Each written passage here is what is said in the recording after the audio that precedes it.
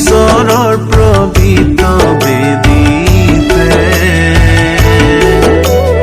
অৰ্পণ কৰো মোৰে জীৱন, মোৰ সকলো হৃদয়েৰে, মোৰ সকলো হৃদয়েৰে তোমাৰে প্ৰশংসা কৰো, প্ৰভু তোমাৰে প্ৰশংসা কৰো।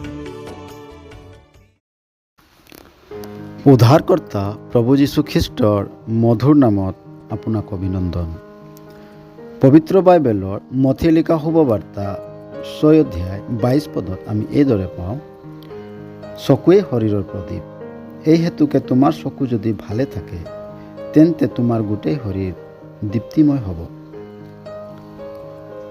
ইয়াত প্ৰভু যীশুৱে আত্মিক জ্যোতিৰ বিষয়ত শিক্ষা দিওঁতে চকুৰ দৃষ্টান্ত দি চকু মানুহৰ শৰীৰৰ প্ৰদীপ হয়।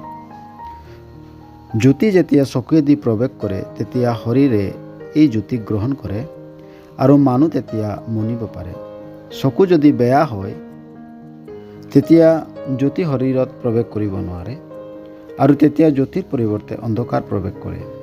ঠিক সেইদৰে মানুহৰ জীৱনত পাপৰ প্ৰভাৱ আছে, যাৰ কাৰণে মানুহে ঈশ্বৰৰ জ্যোতিক স্বীকাৰ কৰিব নোৱাৰে আৰু তাৰ জীৱন অন্ধকাৰময় হৈ পৰে। আৰু এই অন্ধকাৰৰ প্ৰভাৱ আৰু তাৰ কৰ্মৰ দ্বাৰাই জীৱনত স্পষ্টকৈ প্ৰকাশ পায়। পাপ আৰু পাপৰ প্ৰভাৱৰ হেতুকে মানুহ ঈশ্বৰৰ বৈৰী হৈ পৰিছে আৰু ঈশ্বৰৰ দ্বাৰাই নিযুক্তি কৰা দণ্ড হৈছে নৰক।